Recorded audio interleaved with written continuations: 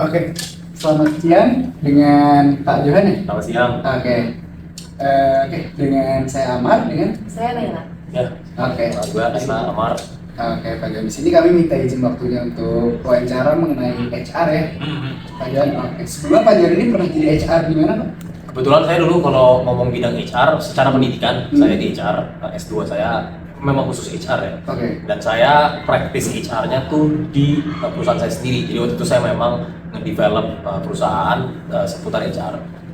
Oke, baik. Berarti emang dari pendidikan dari S2 nya udah khusus di Human Research sampai ke kerja di perusahaan sendiri jadi bagian HR ya? Betul sekali. Oke, baik. Jadi sudah dibilang udah pengalamannya juga udah oke ya? Pengalaman, secara pengalaman, ya saya bilang sih pasti banyak lah yang lebih Baik. banyak. Cuman ya menurut saya sih cukup lah. Sudah cukup lah ya? Cukup, Pak. Oke, baik Pak Johan. Oke, ini topiknya etika komunikasi dan validasi informasi mengenai background checking dan rekrutmen di HR. Oke. Kita ke topik pertama yaitu pemahaman umum mengenai praktik HR. Oke, pertanyaan pertama nih Pak Johan ya. Dalam proses rekrutmen di perusahaan umumnya ya Pak, apakah background checking terhadap pelamar kerja memang menjadi prosedur standar? Oke, sebenarnya kalau ditanya seperti itu, kita nggak bisa jawab definite yes or no answer ya. Kenapa? Karena setiap industri standarnya beda-beda, setiap jabatan standarnya beda-beda, setiap negara itu juga standarnya beda-beda ya. Jadi kalau misalnya pertanyaan seperti itu, nggak pernah ada definite yes or no. Cuman sebenarnya kalau mayoritas tuh no. Sebenarnya mayoritas perusahaan ya, malah nggak ada sebenarnya. Sebenarnya nggak ada mayoritas perusahaan. Mau yang perusahaan gede, tidur itu gede, menengah atau kecil? Kalau gede sih waktu itu gede banget ya, gede banget sih biasanya ada. Biasanya ada ya? Cuman kan kalau kita ngomong realitanya aja, perusahaan itu lebih banyak perusahaan kecil dibanding betul. perusahaan gede. Betul. Nah, jadi itu no sih mayoritas. Mayoritas kebanyakan enggak. Jadi emang ada yang menerapkan background checking tapi hanya untuk perusahaan giant perusahaan aja ya, Iya. gede aja, gede banget ya. Kayak misalnya skala-skala UMKM sih biasanya enggak. Biasanya Kita lihat aja contoh misalnya F&B baru buka, butuh orang nih, Iya. udah nggak ada tuh nyari-nyari, karena udah langsung aja deh kerja sini, mau kerja di gaji Iya. murah silahkan. Iya benar ya. Part time nih, kalian misalnya ada pernah part time, emang dicek tuh background kalian. Iya yang 100.000 gitu. Ya, yang penting mau digaji 100.000 udah, that's it. Mungkin kalau background checking dari perusahaan besar itu untuk melindungi citra. Pastinya. Banyak sih sebenarnya alasan kenapa dijalankan gitu ya. Oke, nah berarti kan walaupun cuma sedikit, namun kan tetap ada ya Tetap. yang melakukan background checking tersebut. Oke, faktor apa aja sih yang biasanya menjadi pertimbangan perusahaan ketika melakukan atau tidaknya background checking itu? Pak, gimana sorry, pertanyaannya faktor? Faktor apa aja gitu yang menjadi pertimbangan suatu perusahaan itu untuk melakukan background checking ataupun tidak melakukan background checking? Oke. Faktor-faktor yang sebenarnya mempengaruhi dan akhirnya mendorong mendorong perusahaan, kebanyakan dosen ya, mendorong perusahaan untuk pada melakukan background checking itu biasanya nomor satu itu adalah track record. Mungkin sebelum-sebelumnya itu ada kejadian-kejadian ya yang tidak diinginkan hingga akhirnya lakukan background checking. Atau enggak biasanya eksternal sih, faktor-faktor dari luar di mana dapat saran. Dari mungkin konsultan bilang lebih baik background checking seperti tadi Naila bilang ya, untuk untuk reputasi, untuk bagaimana mereka keep kualitas juga dan perlu background checking. Dan sebenarnya sih tapi yang lebih banyak sebenarnya internal. Kadang-kadang atau enggak ya dia ngeliat sekitar atau enggak ngeliat orang-orang di dalamnya pas bangun usaha, let's say ya kita perlu ada nih background checking, HR-nya ngomong seperti itu, makanya akhirnya dijalankan. Oke, baik. Berarti emang ada pertimbangan eksternal dan pertimbangan internal juga. Lalu pertanyaan saya gini, kalau misalkan nih Pak Johan, kan kalau misalkan dalam proses HR itu ada yang namanya itu psikotes ya, Iya. yang tes psikotes. Nah, itu tuh kan untuk ngetes kepribadian yang sekarang, Iya. gitu. Jadi kan kalau misalkan nih kita lihat kita background checking, ternyata backgroundnya itu nggak terlalu bagus lah. Misalkan pernah ada SKCK misalnya pernah masuk penjara, posisi kan kebanyakan perusahaan itu nggak mau nerima ya. Iya. Tapi kalau misalkan nih ternyata dia ini sekarang pas di psikotes dan ternyata emang sekarang ini kan dia udah jadi bagus, udah develop dan udah bener-bener tuh dia itu berkembang, udah naik dulu, itu emang bener ada track recordnya dia pernah masuk penjara. Tapi setelah sekarang mungkin udah lewat 1 tahun atau 2 tahun itu tuh udah berubah gitu. Itu apakah langkah yang tepat bagi perusahaan untuk menolak orang tersebut gitu? Oke. Ini mau opini atau mau jawaban ininya nih, jawaban realita yang dilakukan sama perusahaan-perusahaan? Mungkin dua-duanya kali ya Pak. Iya, Dua-duanya. coba dari realitanya dulu ya. Iya. Oke, kalau realita sih sebenarnya kebanyakan memang track record itu segalanya. Makanya kadang-kadang kita suka mengajarkan kan bijaklah bersosial media, karena itu akan jadi track record selamanya. Kita lihat contoh-contoh politik banyak banget gitu loh. Wah, ini bisa jadi weak spot banget gitu. Oke. Dan itu sebenarnya weak spot nggak cuma di publik, tapi kita pun kemanapun kita pergi, kita berada, ya kita kan selalu membawa masa lalu kita. Oke. Jadi sebenarnya ya namanya perusahaan-perusahaan pada menolak-nolak orang-orang yang memiliki background yang jelek, sebenarnya itu normal banget. Karena balik lagi ya, namanya bisnis, namanya kalau misalnya kita udah berurusan sama duit, kita investasi kan kita pasti nggak mau nih. Resiko. Apa kayak dengan adanya resiko-resiko kan, sebenarnya resiko nomor satu itu dalam berusaha, dalam bisnis itu adalah asumsi. Kalau misalnya kebanyakan asumsi itu ujung-ujungnya bisa ya at risk, bisa hancur semua. Nah makanya sebenarnya dengan adanya psikotes ini dan bukan psikotes, background check, terus melihat oh ternyata ada yang aneh-aneh di masa lalu, lebih baik jangan. Sebenarnya ada kata diplomatis itu lebih baik, tapi nggak definite. Tapi sebenarnya rata-rata kalau ada kata lebih baik itu biasanya perusahaan-perusahaan decided untuk tidak. Tuh. Kalau dari saya pribadi sebenarnya oke, saya mungkin ya saya nggak terlalu percaya 100% sampai namanya psikotes. Oke, kalau saya mungkin karena dari background saya dari perhotelan pariwisata juga, yang benar-benar utama sebenarnya adalah keinginan mau kerja, keinginan mau belajar. Itu aja sih. Balik lagi psikotes kita jelek, tapi kalau kita punya keinginan belajar, kita punya keinginan berkembang gitu ya, keinginan kerja, pasti dia bisa perform. Oke, jadi sebenarnya nggak perlu kayak yang psikotes yang benar-benar mendalam untuk mendapatkan psikologinya dia gitu, karena kan itu juga bisa berubah dan sebenarnya kadang-kadang memang benar di masa lalu tuh nggak relevan. Yang tadi kalian bilang. Jadi sebenarnya untuk kalau misalnya kita mau kalau kita mau ngerekrut orang sebenarnya ya memang harus ngelihat berbagai faktor, nggak bisa di satu background check doang atau satu tes doang, itu faktornya harus banyak. Faktor banyak ya, karena kita nggak tahu nih sekarang gimana gitu. Oke, lalu pertanyaan selanjutnya kita udah dari topik sekarang udah persepsi terhadap informasi yang beredar di media sosial. Sekarang kan banyak ya, mungkin nggak cuma Ina Mauliana, banyak orang-orang lain yang kayak memberikan saran ataupun jangan mengenai informasi-informasi mengenai HR ataupun hal-hal yang lainnya berkaitan dengan pekerjaan gitu, tentang saran atau apapun itu. Nah, menurut Pak Johan sendiri, apakah informasi seperti itu umumnya itu udah akurat belum dan sesuai belum sama praktik HR di lapangan? Karena kan yang seperti tadi Pak Johan bilang ya, itu semua kan tergantung ya di setiap perusahaan berbeda, di setiap negara berbeda, dan budaya perusahaan pun berbeda-beda ya. Jadi apakah yang terkadang mereka kan suka memberikan informasi, misalkan oh saya di sini gini, jadi saya sarankan kamu kayak begini, dalam bentuk mudahnya aja CV misalkan. CV seperti ini 100% pasti diterima, kan belum tentu. Betul. Gitu. Jadi bagaimana menurut? Kalau dari saya sih, mungkin kita hidup di era digital ya. Mungkin kalau saya ngomong ini dan ini akan dipost di YouTube, mungkin banyak orang yang nggak setuju. Kalau menurut saya sekarang itu emang zaman tuh bahaya banget. Kenapa? Dimana kita itu mau share informasi tanpa dicek, bukan background check ya, tapi tanpa dicek kredibilitasnya.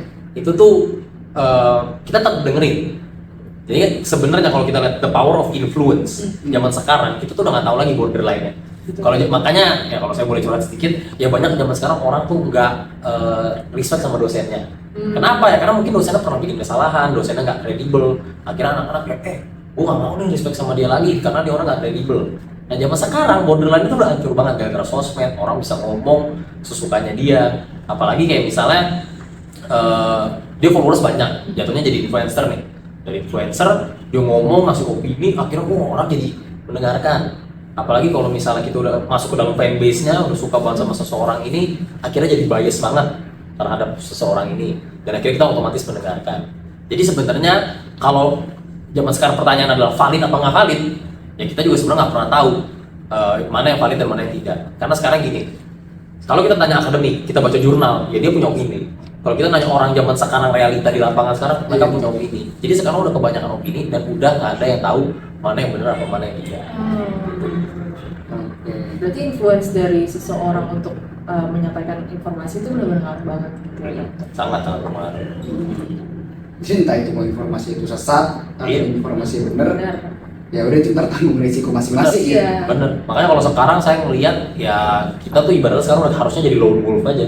Ya hidup kita sendiri, mau mendengarkan siapa ya itu keputusan. Lu gue gitu. Lu gua. Itu sih zaman sekarang tuh gitu banget. Jadi intinya kayak yaudah jangan komplain kalau misalkan gagal ya. Iya. Misalkan gue berhasil gitu, gue ngasih saran gue yang berhasil, kalau misalkan dia ada gagal ya udah gitu ya. Betul. Karena di aku berhasil bisa jadi di lu gagal gitu. Itu bener banget. Oke, nah kalau misalkan kita berarti, kalau misalkan nih ketika seorang influencer ya lebih tepatnya, karena kan emang kita bicarakan kalau orang udah kena influencer itu udah besar banget kan, apalagi kalau misalkan dari seorang influencer Iya. yang dimana mungkin sekarang kalau misalkan di zaman sekarang ya influencer ini lebih dipercaya dari guru ya mungkin ya. Kayak orang tuh denger suara influencer, oh oke, ikutin gitu. Belum tentu orang tuanya kayak gitu kan sekarang. Iya.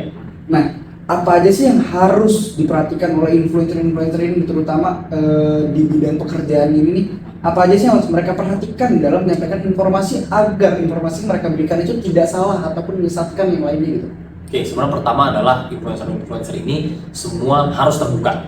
Oke, maksudnya harus terbuka itu apa? Maksudnya ya dia boleh menyampaikan itu, dia boleh memberikan informasi, memberikan banyak sekali pengalaman-pengalaman, tapi balik lagi pengalaman yang mau dia share ini itu apakah dia sendiri atau orang-orang lain juga mengalami? Apakah ini hal yang umum? Nah, sebenarnya dengan dia mendengar banyak sekali kisah-kisah orang, banyak sekali pengalaman-pengalaman orang ternyata berbeda nih, dan dia bisa memoderasikannya, disampaikan ke sosmed misalnya, sebenarnya nggak jadi masalah. Cuman kadang-kadang kan zaman sekarang tuh kayak apa ya, apalagi di generasi sekarang, dia tuh bener-bener mengalami dia sendiri, dia talk nih, terus tiba-tiba dia nyari pembelaan ke sosmed, terus kadang-kadang orang-orang suruh nge-backing dia, fanbase-nya suruh nge-backing dia. Nah itu yang bahaya. Jadi sebenarnya ya tips buat influencer adalah ya boleh beropini, tapi ingat ya lu tuh belum tentu yang benar. Oke. Dan lu juga bisa menyesatkan nih. Jadi ya tolong be aware aja. Be aware ya. Jadi jangan kayak itu jangan dikit-dikit ini pasti Iya. gitu ya. Misalnya kayak gue ngelewatin nih, gue udah pernah nih, berarti begini, belum tentu. Belum tentu. Bisa aja tuh ada faktor lain yang mempengaruhi dia pada saat itu. Cuma ternyata ya di kebanyakan case tidak seperti itu. Jadi kita nggak bisa ya dengan satu orang tuh langsung bisa kita generalisasi. Berarti balik lagi ke topik yang kita teliti, kan kita sedang meneliti fenomena Mauliana nih Pak. Tadi kan udah membahas kalau semisal influencer itu kan punya punya pengaruh dalam society gitu. Nah, kalau misal si influencer ini adalah seorang HR kayak Vina Mauliana ini yang memberikan banyak konten edukasi terkait gimana cara keterima kerja, padahal cuma lulusan SMK, gimana cara keterima kerja untuk lulusan MBCDE gitu. Nah, menurut Bapak gimana sih cara yang etis buat seorang HR yang juga influencer untuk membagikan konten ketika membahas HR dan rekrutmen ini supaya kayak etis dan tidak menyebarluaskan informasi yang tidak begitu relevan. Oke, sebenarnya gini, kalau misalnya informasi yang mau disampaikan itu tuh bisa apa aja tuh sebenarnya nggak ada salahnya ya, seperti tadi saya katakan ya, dia mau ngomong apa aja sesuai pengalaman dia silakan. Cuman kalau misalnya tadi siapa speakernya yang ngomong? Vina Mauliana. Kalau Vina Mauliana dengan tadi yang bilang dia backgroundnya HR gitu ya, sebenarnya nggak jadi masalah dia mau share apapun. Nah cuman sebenarnya tipsnya tuh buat beliau ini dan buat kalau HR lain yang mau ngasih konten gitu ya, sebenarnya adalah ya konten zaman sekarang itu kan yang menjual itu adalah konten-konten yang misalnya bahasanya agak lumayan ya tanda kutip lucu atau tanda kutip aneh gitu, nyentrik lah. Nah kalau misalnya kita nggak nyentrik nggak ngejual. Nah, jadi dengan yang misalnya dia mau nge-show kan nyentrikan dia itu boleh, cuman jangan sampai ada hate speech. Karena kadang-kadang sering ya, misalnya kita menggunakan intonasi yang salah, menggunakan facial expression yang salah, ujung-ujungnya kesana tuh kita jadi kayak attack seseorang atau kita jadi kayak merendahkan kaum lain. Nah itu sebenarnya yang zaman sekarang sering terjadi.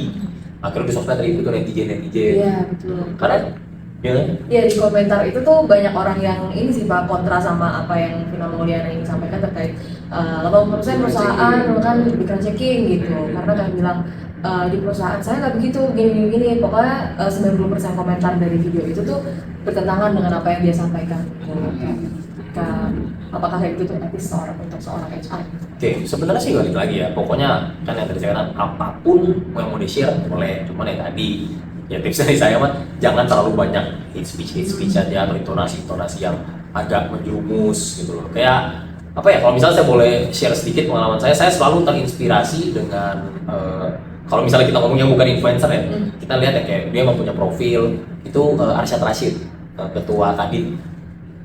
Kalau misalnya teman-teman dulu voting kampanye dia tuh ketua tim sesnya Ganjar. Pokoknya pengusaha, dia tuh pengusaha. Nah, ya oke dia kalau dia kan dengan style dia kalem, santai, dia bawa tuh dengan ya citra intelijennya dia gitu loh. Tapi saya jujur, ya itu saya ngefans, tapi belum tentu orang ngefans. Karena itu sebenarnya bukan konten-konten yang ngejual. Orang kan yang ngejual tuh ya yang lucu-lucu, ada yang kesannya tuh menimbulkan rasa hate gitu loh. Pokoknya negativitas itu tuh ngejual. Dan ujung-ujungnya kalau misalnya sekarang tujuannya itu untuk ngejual, dan ya pasti akan lebih banyak negatif itu. Oke, mungkin itu dari kayak gimana caranya si influencer ini tuh menyampaikan informasi dia tuh ke audiens untuk kayak nggak menggiring hate speech. Betul. Terus dari konten-kontennya tuh nggak menjatuhkan pihak satu sama lain meski dia hanya menyampaikan informasi gitu. Berarti yang mungkin Mauliana ini tuh sebenarnya udah sesuai sama etika komunikasi gitu ya. Berarti kayak dia tuh pas menyampaikan informasi itu tidak tidak menyampaikan hate speech, tidak menggiring opini, dia hanya menyuarakan dia sebagai HR apa yang sudah dia alami kalau 80% perusahaan itu melakukan background checking gitu. Meski di komentarnya itu banyak orang yang tidak setuju. Itu mungkin balik lagi ke masing-masing dari orang audiensnya gitu. Sekarang ini sih, apalagi ini tentang komunikasi ya. Kadang-kadang yang perlu kita highlight juga dalam komunikasi itu kan selalu harus two way. Dimana kalau misalnya kita nyampe di sosmed itu kan sebenarnya tujuannya adalah ya si teks ini tuh harus disampaikan ke banyak orang. Nah sekarang dengan adanya kolom komentar itu kan memang akan menimbulkan feedback gitu. Nah, cuman pertanyaannya sebenarnya adalah ya tujuan si Mauliana itu apa? Gitu. Apakah dia mau share, dia mau kritik? Nah balik lagi sebenarnya kalau tidak ada intensi yang aneh-aneh kan nggak jadi masalah. Dan orang sebenarnya berkomentar juga nggak jadi masalah. Justru jadi ruang berdiskusi. Ruang berdiskusi gitu ya. Di saat yang tadi kita bagi di saat informasi entah, tapi Vina Mauliana di sini sih saya nggak pernah belum menunjukkan datanya bahwa 80% perusahaan ini melakukan background checking. Cuman kan mungkin dia berbicara lewat pengalaman. Balik lagi pengalaman bertemu dengan realita yang ada dari orang-orang bilang enggak kok. Dan ada juga kebanyakan sebenarnya kontranya itu bukannya mereka menyangkal bahwa nggak ada background checking, tapi kebanyakan itu orang-orang itu lebih ke bilang gini, nggak ada gunanya background checking untuk misalkan gini, orang lebih ke komplain gaji 3 juta tapi background checking. Kayak mereka itu lebih ke nggak setujunya di sana untuk gaji yang nggak sepadan, tapi requirement-nya tuh tinggi sekali gitu untuk gaji yang sedikit gitu. Lebih banyak ke situ sebenarnya. Itu sama juga balik lagi tujuan si netizen ini komentar-komentar ini itu apa? Kalau emang lu mau diskusi, apa lu mau menjatuhkan orang, mungkin apa? Kalau misalnya dia nggak setuju terus mau menjatuhkan gitu ya, that's the real world sekarang. Iya, atau emang sekedar pengen curhat kan? Bener. Bahwa kenyataannya kalau semisal memang benar ada perusahaan-perusahaan melakukan background checking tapi gajinya kecil, itu sangat amat tidak sesuai gitu dengan dirinya sendiri. Kalau menurut Bapak nih, kalau semisal HR itu bikin konten kayak gitu, bagaimana sih yang perlu diperbaiki supaya pesan yang dia sampaikan itu kayak bisa nyampe tanpa harus kayak ada penimbulan masalah paham seperti itu, kayak menimbulkan komentar-komentar yang entah menjatuhkan, entah gimana gitu. Oke, sebenarnya susah ya Nay, karena zaman sekarang kalau kita mau bikin konten itu sosmed tuh kalau menurut saya dia udah merubah cara marketing zaman sekarang. Dimana kalau zaman dulu kan misalnya kita STP nih, segmentasi, kita segmentasi dulu. Kita udah segmentasi, kita mau targetkan ke orang-orang tua. Ya udah kita post iklan, misal gampang gitu loh. Atau enggak kita mau targetin anak kecil, kayak kita post iklan yang hari Minggu pagi misalnya. Zaman sekarang kan kita masuk belas sosmed, kita nggak tahu siapa yang akan nonton tuh konten. Semuanya gitu. Semua pasti akan. Jadi sebenarnya ya apa yang dia lakukan memberikan data yang valid ya, tapi memberikan informasi-informasi yang database misalnya dan semuanya juga profesional, nggak ada hate speech, nggak ada apa, itu semua udah benar. Cuman ya tadi balik lagi, kalau ke sosmed ya resikonya hal tersebut pasti ada orang-orang yang nggak setuju dan sebagainya. Jadi sebenarnya ya apa yang dia lakukan tuh udah benar, udah nggak ada salahnya sebenarnya. Berarti kesimpulannya dari konten Vina Mauliana yang menyatakan bahwa dia itu di sebuah forum bilang kalau 80% Asia melakukan background checking dan lain-lain tanpa ada menjatuhkan suatu oknum, berarti secara keseluruhan dia sudah mengkomunikasikan informasi yang dia punya dengan baik gitu ya Pak ke audiens. Berarti untuk respon dari audiens dari informasi yang Vina sampaikan itu tergantung audiensnya gitu, meski banyak hal yang tidak sesuai dengan kenyataan gitu. Sebenarnya sih gitu. Tapi tadi makanya yang saya sebenarnya agak interested juga sebenarnya si Amar bilang kalau apa namanya 80% tuh datanya nggak tahu dari mana. Nah, saya mungkin share aja nih buat para watchers listeners juga nih. Indonesia adalah negara yang susah banget untuk nyari data. Betul. Benar. Jadi Jadi orang-orangnya banyak gitu Pak. justru karena itu. Karena orangnya banyak. Karena orangnya banyak. Jadi dan ingat ya, kadang-kadang kita dapat di Jabodetabek. Tapi ternyata masih ada orang-orang di Papua lah, di sini di situ. Ini gimana kita bisa nge-reach di sana? Dan ingat ya, orang-orang Indonesia cukup diverse ya. Karena diverse dan memiliki knowledge terhadap teknologi yang berbeda, jadi sebenarnya susah nge-track. Jadi kadang-kadang kalau dia ngomong 80%, bisa jadi counter seorang. Ini saya baca data ini berapa puluh persen? Iya. Karena udah akan jadilah perdebatan.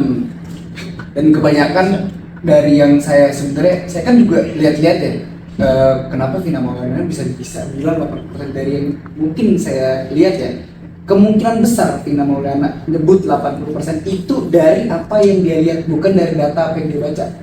Jadi dari ruang lingkup dia ini kan BUMN ya, yang dimana BUMN itu bukan perusahaan kecil. Betul. Ya kan? Besar. Semua bagian BUMN itu perusahaan besar. Iya. Teman-teman dia otomatis ruang lingkup BUMN. Betul. Dia nanya sama cara-cara BUMN dari bidang yang lain. Oh kita background checking. Exactly.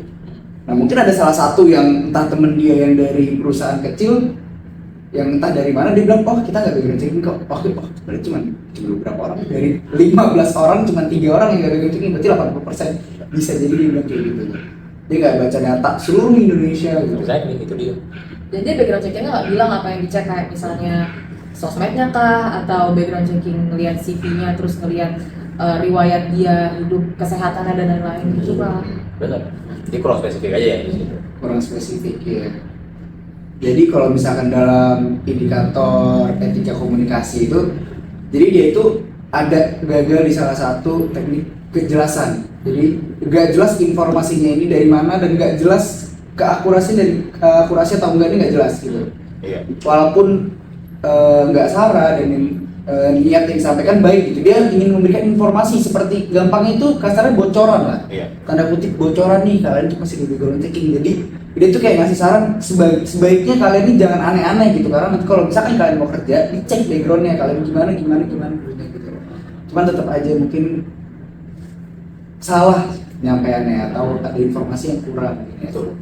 Tapi sebenarnya balik lagi sih kalau ngomongin etika, karena ini etika budaya kan? Iya. Etika komunikasi. Sekarang balik lagi. Tadi Amar sempat umumkan ini mungkin etikanya kurang tepat karena nggak database. Nah kalau ini saya tanya balik, ini etika menurut standar siapa? Kita pakai sumber gitu. Oke, soalnya kalau gini nih kita ngomong general budaya misalnya. Iya. Kalau misalnya kayak di Amerika tuh ada First Amendment-nya dia, di mana bebas berbicara itu nomor 1 di atas segalanya. Di atas segalanya. Jadi sebenarnya kalau ngomong seperti itu, etikanya si Vina Mauliana ini dia nggak Nggak salah. dia nggak salah. Sah-sah aja dia Sah-sah. berbicara kayak gitu. Sah-sah aja. Itu etis aja. Nah, bener-bener. Nah, cuma balik lagi makanya ini borderline mana? Oke. Apa lagi? Mungkin Oke, jadi sebenarnya ya secara keseluruhan sih itu sih. Jadi kita pengen tahu aja sebenarnya nih gimana sih etika berkomunikasi Vina Mauliana. Jadi sebenarnya yang pengen kita kaji itu apa sih yang salah dari Vina Mauliana di konten, khusus di konten yang itu ya. Iya. Jadi kan kontennya ada banyak kayak CV dan lain. Jadi kita khusus juga karena di konten, cukup di konten itu dari sekian banyak konten dia yang positif, walaupun yang itu juga positif, itu doang yang memuai banyak sekali kontra, bahkan sampai di stitch sama orang bikin video lain untuk ngebalas video yang ini kayak hate, isinya hate semua. Jadi kayak Iya. apa yang salah dari si Vina Mauliana di konten ini gitu loh. Itu yang pengen kita cari tahu sebenarnya. Itu sih. Ya balik lagi. Itulah opini saya tadi lah. Kalau saya boleh beropini sedikit, share pengalaman. Dulu Oke. saya di HR, kebetulan perusahaan saya tuh headhunter. Jadi saya nyari-nyariin orang untuk perusahaan. Untuk perusahaan. Dan kalau itu mau nggak mau background checking. Karena headhunter, Karena headhunter. nyariin pekerja buat perusahaan gitu. Banget. Jadi mau nggak mau background check, karena saya nggak mungkin ngasih asal orang terus ujung-ujungnya bakal Ternyata dia jelek. Iya. ini si perusahaan si Johan bawain orang yang sampah gitu. Iya, apa iya, tahu dibunuh-bunuh di situ kan gak ada yang tahu. Bener, resiko Itu resiko gitu kita nyari tahu. opini sedikit lah. Kalau misalkan saya juga bisa kasih opini ya, sebenarnya menurut saya juga background checking itu sebenarnya penting, tapi kita bisa lihat dulu untuk kemana gitu. Iya. Kalau misalkan sekarang kita ngomongin jadi tanda kutip yang karyawan-karyawan misalkan kerja di kafe misalkan saya mau jadi barista di background checking kayak agak kurang relevan gitu, karena kan pekerjaan juga sekedar membuat kopi gitu. Itu tuh pengalamannya kan. Coba kenapa nggak dicek pengalamannya udah berapa tahun bikin kopi gitu daripada harus ditolak karena misalkan background checkingnya misalkan dulu dia sempet apa gitu buat masalah apa misalkan gimana gitu kan, misalkan nggak lulus kuliah ya kan gede gitu. Jadi kan ya menurut saya sebenarnya penting tergantung situasi sih. Betul. Gitu kan. Nah, tadi yang saya bilang tergantung posisi, tergantung industrinya, Nah, tergantung negaranya juga. betul itu sih. Oke, cukup jadi. Cukup. Oke, cukup dulu. Baik, terima kasih. Terima kasih atas Terima waktunya, Pak Johan. kasih. Terima kasih semua.